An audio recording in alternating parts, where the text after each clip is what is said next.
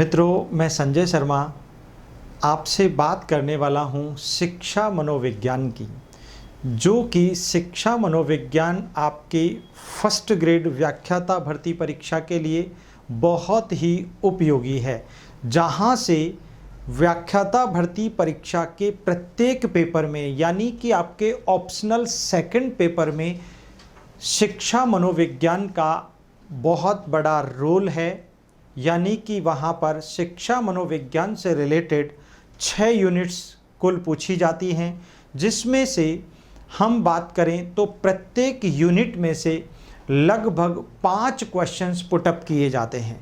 Means 30 questions total यहाँ पर आपके शिक्षा मनोविज्ञान के पाठ्यक्रम से जोड़े गए हैं आपके सेकंड पेपर यानी ऑप्शनल पेपर के साथ। तो मित्रों, ऑप्शनल पेपर के साथ 60 मार्क्स के 30 क्वेश्चंस का बहुत बड़ा मेजर रोल यहाँ पर आता है।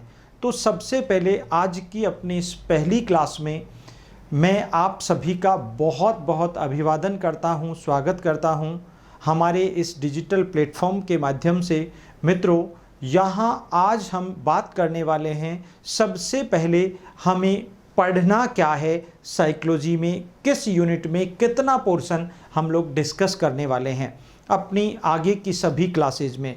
मित्रों, सबसे इम्पोर्टेंट बात, आज हम मनोविज्ञान के या शिक्षा मनोविज्ञान के पाठ्यक्रम की चर्चा मैं आपके साथ साझा कर रहा हूं, जहां पर हम लोग शिक्षा मनोविज्ञान का पाठ्यक्रम ग्रेड फर्स्ट के लिए हम लोग डिस्कस कर रहे हैं। इवन यही पाठ्यक्रम जब हम कुछ यूनिट्स को यानी लास्ट के 2 यूनिट्स को हटा दें और कुछ सेकंड ग्रेड की अलग यूनिट्स को जोड़ दें, तो यही यूनिट्स हमें सेकंड ग्रेड में भी बहुत उपयोगी सिद्ध होती हैं। जहां पर हम बात करें प्रथम 4 यूनिट जो कि सेकंड ग्रेड विद्यार्थियों के लिए भी बहुत उपयोगी साबित होती हैं, रामबाण सिद्ध होती हैं, और लेकिन अंतिम 2 यूनिट केवल व्याख्याता भर्ती परीक्षा में पूछी जाती हैं। तो हम यहाँ पर ग्रेड फर्स्ट के शिक्षा मनोविज्ञान के पाठ्यक्रम की चर्चा कर रहे हैं। देखिए मित्रों,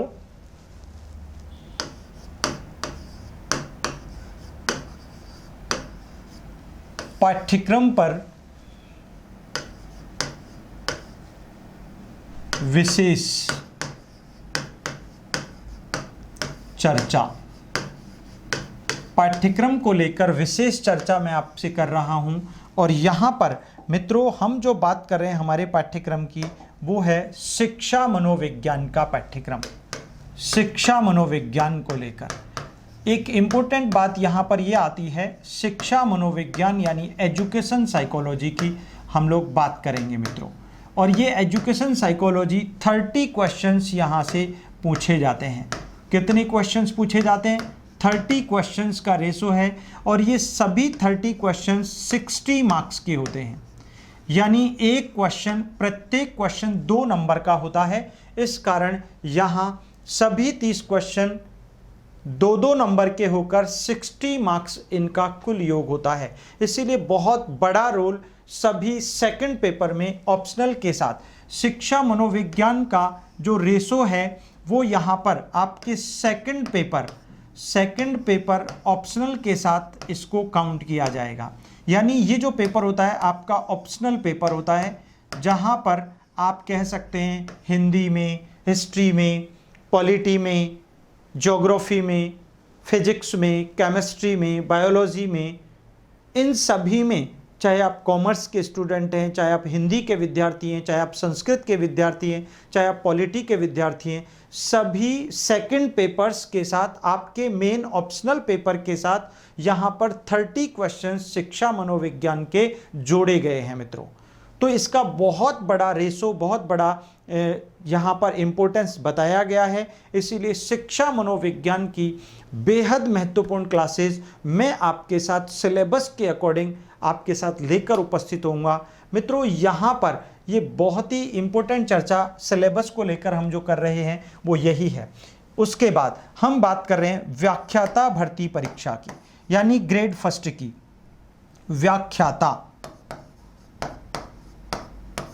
व्याख्याता भर्ती परीक्षा की बात कर रहे हैं।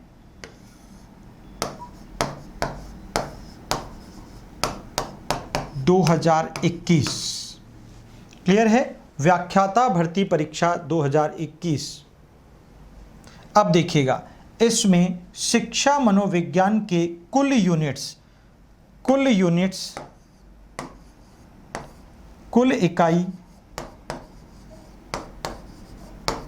इकाइयाँ 6 बताई गई हैं।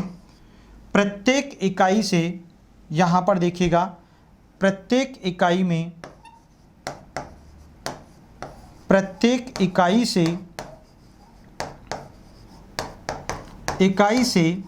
5 क्वेश्चंस, 5 प्रश्न पूछे जाने हैं। 5 प्रश्न पूछे जाने हैं। प्रत्येक इकाई से लगभग 5 प्रश्न पूछे जाने हैं। हाँ, कभी कभार ऐसा होता है कि आरपीएससी द्वारा कभी कभी किसी इकाई से कुछ ज़्यादा प्रश्न भी पूछ लिए जाते हैं, लेकिन हम ओवरऑल अगर देखें तो 6 इकाइयाँ हैं और प्रत्येक इकाई से लगभग 5 क्वेश्चंस पूछे जाने हैं। इस प्रकार 5 को जब 6 से मल्टीप्लाई करते हैं तो हमारे 30 क्वेश्चंस हो जाते हैं। तो मित्रों, प्रत्येक 6 में से प्रत्येक से 5 प्रश्न पूछे जाने हैं। इस प्रकार हमारे कुल 30 प्रश्न पूछे जाने हैं, जहां पर हम प्रत्येक यूनिट के सिलेबस की चर्चा करते हैं। देखिएगा, हमारा प्रथम इकाई फर्स्ट यूनिट, अगर बात करें फर्स्ट यूनिट की, यूनिट फर्स्ट की, तो देखिए यूनिट फर्स्ट में सबसे पहले यहाँ पर जो आपके सिलेबस में जो शामिल किया गया है वो शिक्षण अधिगम में मनोविज्ञान का महत्व। शिक्षण अधिगम में पहले यूनिट का नाम है शिक्षण अधिगम में मनोविज्ञान का महत्व। मनोविज्ञान का महत्व, मनोविज्ञान का महत्व, इंपोर्टेंस। यानी यहां पर अगर बात की जाए तो importance of psychology in teaching learning process, शिक्षण अधिगम प्रक्रिया में मनोविज्ञान का इंपोर्टेंस हमारे फर्स्ट यूनिट में यहां पर दिया गया है, जहां पर हम लोग शिक्षा मनोविज्ञान के अंतर्गत लर्नर की बात करते हैं। शिक्षा मनोविज्ञान, जिसमें हम लोग मनोविज्ञान का अर्थ हम लोग क्या क्या डिस्कस करने वाले हैं, देखिएगा। मनोविज्ञान तथा शिक्षा मनोविज्ञान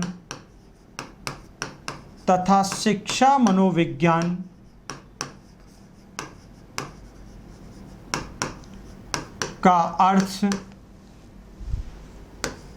अर्थ प्रकृति क्षेत्र का अर्थ, प्रकृति क्षेत्र, उपयोगिता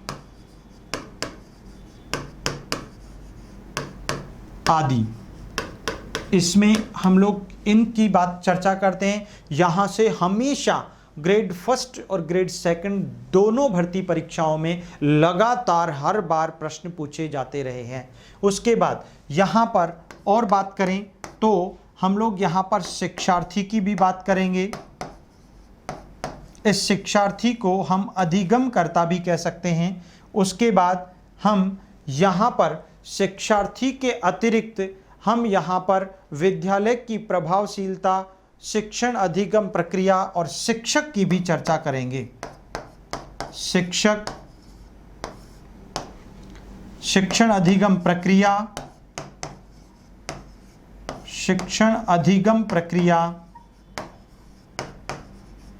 खासकर शिक्षण अधिगम प्रक्रिया और अंत में विद्यालय की प्रभावशीलता, यानी विद्यालय की उपयोगिता, विद्यालय की प्रभावशीलता। ये यहाँ पर ये सब कुछ हम पहले यूनिट में पढ़ेंगे। मित्रों, ये सारा कंटेंट बिल्कुल पॉइंट टू पॉइंट हम लोगों ने यहाँ पर अपनी क्लासेज में डिस्कस करना है और यहाँ पर सारी क्लासेज आपको बहुत ही बेहतरीन ढंग से यहाँ पर वीडियोस के रूप में आपको अवेलेबल होंगी। क्लियर है मित्रों? देखिएगा यहाँ पर ये फर्स्ट यूनिट की चर्चा थी। अब बात करते हैं सेकंड यूनिट। मित्रों ये फर्स्ट यूनिट जो है वो आपकी, इसमें से 5 प्रश्न पूछे जाने हैं। क्लियर? और 5 प्रश्न जो 10 नंबर के होंगे। यहाँ पर आप सोचिएगा कि अगर हम बात करें तो ये सभी 5 प्रश्न यहाँ से बहुत इम्पोर्टेंट मज़ेदार होंगे। और ये सभी 5 प्रश्न, प्रत्येक प्रश्न 2 नंबर का होगा। ये हम डिस्कस कर चुके हैं, ये हम सभी बात कर चुके हैं। बात करते हैं यूनिट सेकंड की। यूनिट सेकंड, इसको व्याख्यान सेकंड भी हम लोग कह सकते हैं, यूनिट सेकंड भी हम लोग कह सकते हैं। मीनिंग एक ही है, चर्चा एक ही है। और यहाँ पर यूनिट सेकंड में हम बात करते हैं the development of A learner, यानी अधिगमकर्ता का विकास। अधिगमकर्ता का विकास, अधिगमकर्ता का विकास।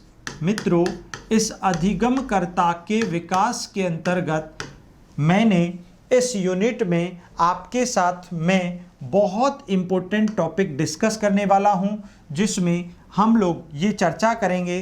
देखिएगा, सबसे पहले हम लोग बात करेंगे विकास का अर्थ, विकास एवं अभिवृद्धि। विकास एवं अभिवृद्धि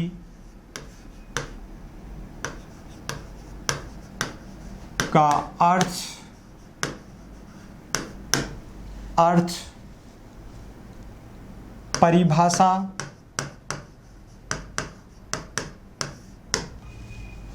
परिभाषा, विशेषताएं, अंतर आदि। उसके बाद इस यूनिट में हम लोग विशेष चर्चा करेंगे शैशवावस्था की,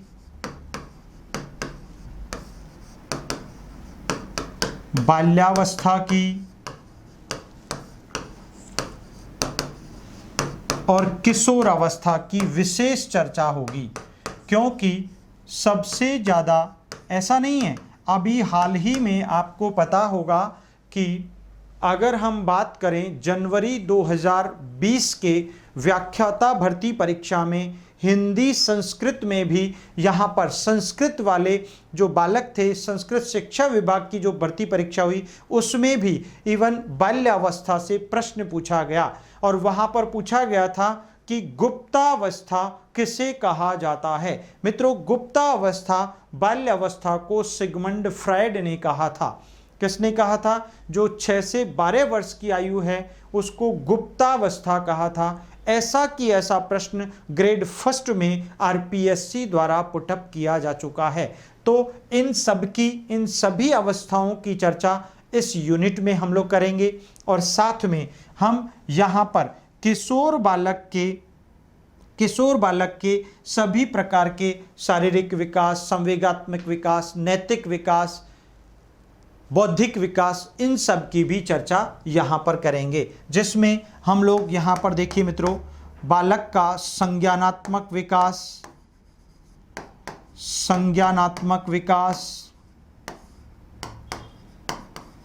इसकी चर्चा हम लोग इस चैप्टर में करेंगे। जीन पियाजे के अनुसार, वाइगोत्स्की के अनुसार, ब्रूनर के अनुसार आदि। उसके बाद यहाँ पर कोहलबर्ग का नैतिक विकास,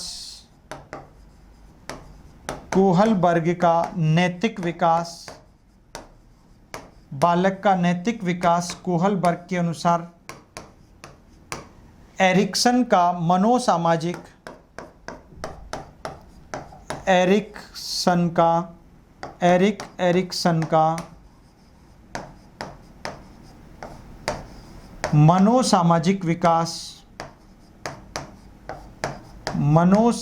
विकास और सिगमंड फ्रायड का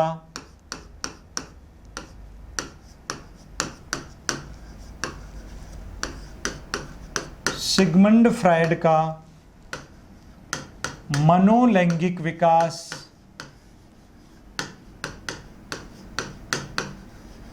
सिगमंड फ्रायड का मनोलैंगिक विकास, सिगमंड फ्रायड का मनोलैंगिक विकास आदि सभी की चर्चा हम यूनिट सेकंड के अंतर्गत करेंगे। क्लियर हो गया मित्रों। उसके बाद अब हम बात करते हैं, यहाँ पर विशेष जो चर्चा है तीसरे यूनिट पर आते हैं, यूनिट थर्ड या इकाई थर्ड, तीसरी इकाई की बात करेंगे मित्रों। तो तीसरी इकाई में हम ग्रेड फर्स्ट के व्याख्याता भर्ती परीक्षा की महत्वपूर्ण इकाई, तीसरी इकाई, जिसका नाम है शिक्षण अधिगम यानी टीचिंग लर्निंग, जिसे हम अधिगम के नाम से जानते हैं, विशेष चर्चा यहां पर की गई है मित्रों। अधिगम का संदर्भ अगर हम लें तो यहां पर हम जीन पियाजे के संज्ञानात्मक विकास की जब बात करते हैं तो संज्ञानात्मक विकास से संबंधित इतनी विशेष चर्चा हम सेकंड यूनिट में ही कर लेंगे, जिसकी चर्चा हमें यहाँ पर थर्ड यूनिट में करने की आवश्यकता बहुत गौण हो जाती है। क्लियर है। तो यहाँ पर अधिगम के अंतर्गत हम क्या क्या विशेष बात करेंगे। अधिगम का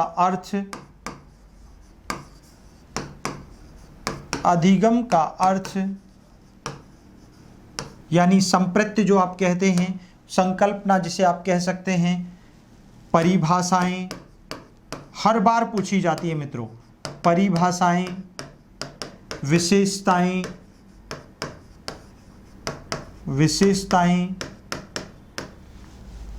सिद्धांत,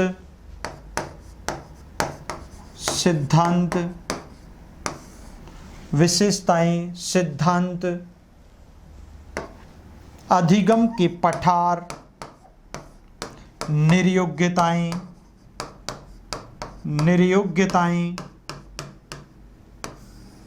अधिगम के वक्र, अधिगम का स्थानांतरण,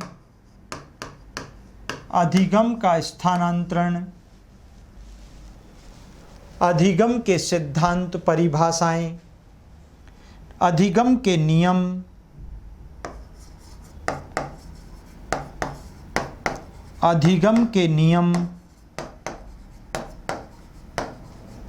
आदि की चर्चा हम इस चैप्टर में करेंगे, इस यूनिट में करेंगे। एक विशेष चर्चा हम रॉबर्ट एम गैने के अनुसार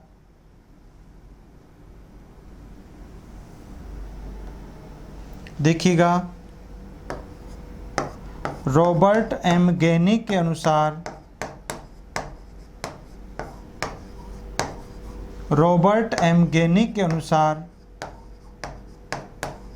अधिगम के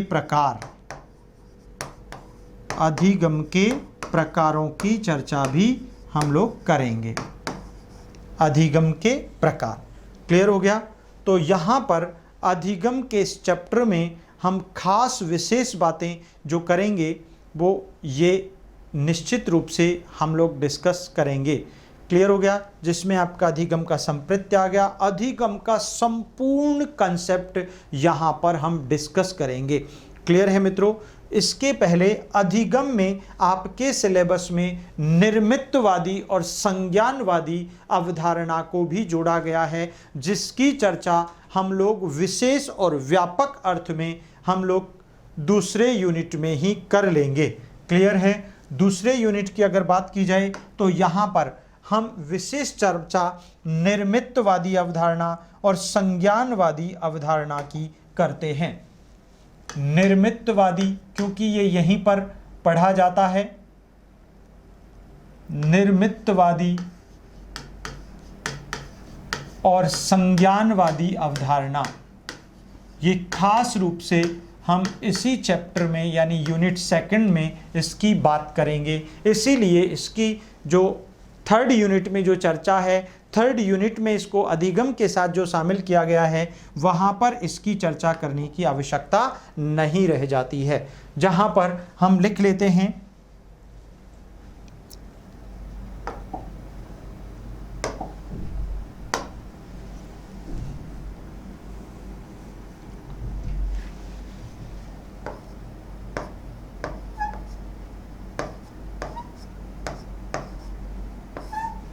देखिएगा, निर्मितवादी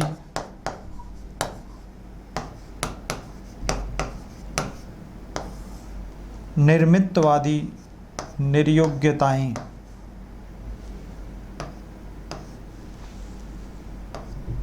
क्लियर, निर्मितवादी आदि, इन सब की चर्चा हम लोग करेंगे अपनी तीसरी यूनिट यानी अधिगम के इस यूनिट में, जिसे हम शिक्षण अधिगम के नाम से जानते हैं। मित्रों, इस थर्ड यूनिट से भी आपके 5 ही प्रश्न पूछे जाने हैं, लेकिन इन 5 में अधिकांशतः बहुत बार आपका एक चैप्टर पूछा जाता है, यानी एक डेफिनेशन जरूर पूछी जाती है। और रॉबर्ट एम गेने के अधिगम प्रकारों की इवन अभी हाल ही में जो पिछला आपका अगर हम बात करें जनवरी 2020 में जो फर्स्ट ग्रेड हिंदी का पेपर हुआ था, वहां पर क्वेश्चन डायरेक्ट उठाकर पूछ लिया गया था कि बताइए रॉबर्ट एम गेनी के अनुसार अधिगम का 5वां प्रकार कौन सा है। ऐसे कैसे क्वेश्चन संस्कृत शिक्षा विभाग के भर्ती परीक्षा में भी पूछा जा चुका है, ऐसे कैसे उठा के पूछ लेता है। तो यहां से बहुत सारे प्रश्न आपके पूछे जाने हैं। क्लियर है। अब आते हैं हम चतुर्थ यूनिट पर। फोर्थ यूनिट की हम बात करें, इकाई फोर्थ की अगर बात की जाए, चतुर्थ यूनिट की बात की जाए, तो चतुर्थ यूनिट में हम सबसे महत्वपूर्ण चर्चा करते हैं किशोर अधिगमकर्ता के प्रबंधन की बात करते हैं, जहां पर हम विशेष चर्चा करेंगे। यहां पर देखिएगा, किशोर अधिगमकर्ता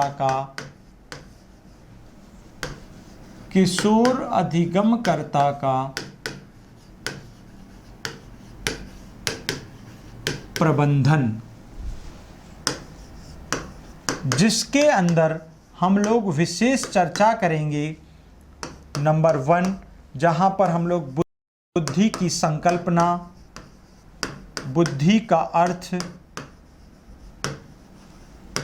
संकल्पना, प्रकार,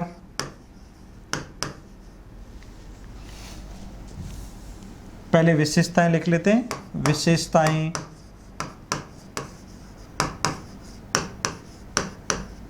प्रकार, सिद्धांत, प्रकार, सिद्धांत, महत्वपूर्ण तथ्य, महत्वपूर्ण तथ्य, बुद्धि परीक्षण,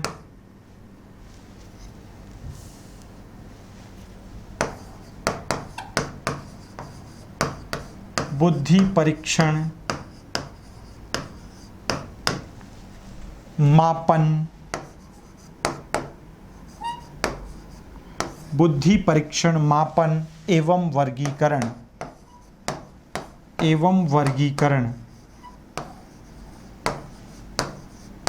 आदि। उसके बाद यहाँ पर हम बात करेंगे इसी यूनिट में, यानी फोर्थ यूनिट में हम बात करेंगे संवेगात्मक बुद्धि, संवेगात्मक बुद्धि, इमोशनल इंटेलिजेंस का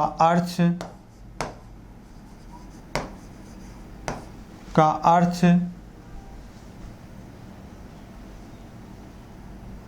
एवं मॉडल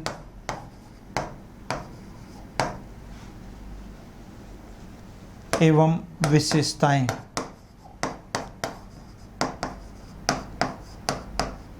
आदि, इसकी चर्चा यहाँ पर करेंगे। नेक्स्ट हम लोग बात करेंगे यहाँ पर समायोजन, समायोजन व कुसमायोजन, समायोजन व कुसमायोजन। इस समायोजन व कुसमायोजन के अंतर्गत हम मानसिक रोग एवं रक्षा युक्तियों की बात करेंगे। मानसिक रोग,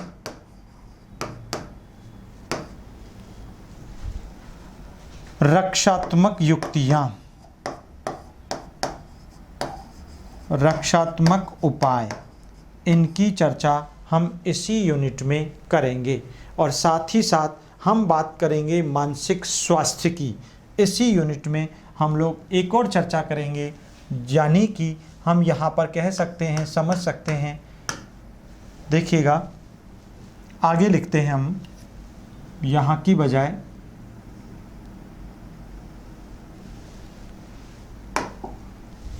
एक और चर्चा हम विशेष करेंगे 4th यूनिट के अंतर्गत ही, वो है मानसिक स्वास्थ्य।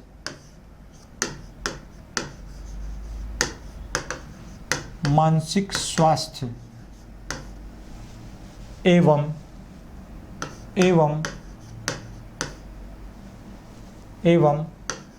प्रयोजन, इसकी चर्चा हम लोग करेंगे इसी यूनिट के अंतर्गत। और यहाँ पर आकर हमारी 4th यूनिट कंप्लीट हो जाती है, संपूर्ण हो जाती है। फिर हम आते हैं 5वीं यूनिट पर।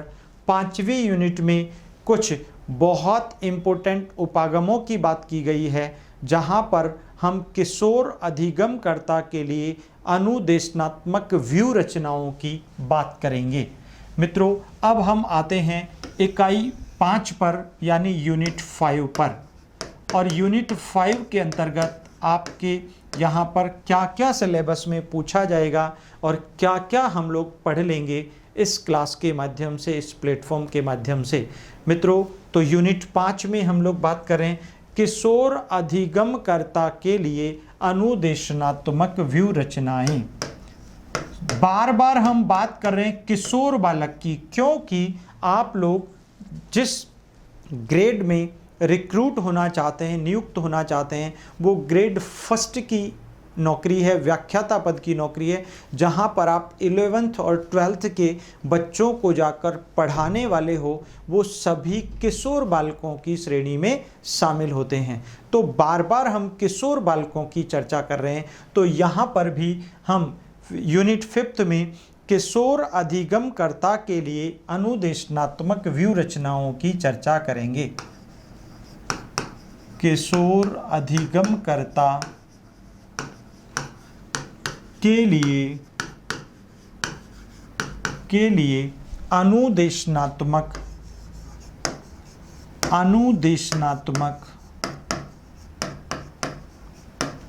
व्यू रचनाएं, अनुदेशनात्मक व्यू रचनाएं, ये फेमस चर्चा हम इस यूनिट के अंतर्गत करने वाले हैं, जहां पर किशोर बालकों के लिए हम संप्रेषण कौशल की बात करेंगे, शिक्षण अधिगम सामग्री का आयोजन करेंगे, शिक्षण प्रतिमानों की बात करेंगे। देखिएगा, जिसमें सबसे पहले हम लोग यहाँ पर चर्चा करेंगे, यानी कि इस चैप्टर के अंतर, इस यूनिट के अंतर्गत हम बात करेंगे बालकों के संप्रेषण कौशल की। संप्रेषण कौशल की बात करेंगे। अब इस संप्रेषण कौशल के अंतर्गत इसकी विशेषताएं एवं उपयोगिता की भी चर्चा हम लोग कर लेंगे। उसके बाद शिक्षण की अवधि और शिक्षण अधिगम सामग्री की बात करेंगे।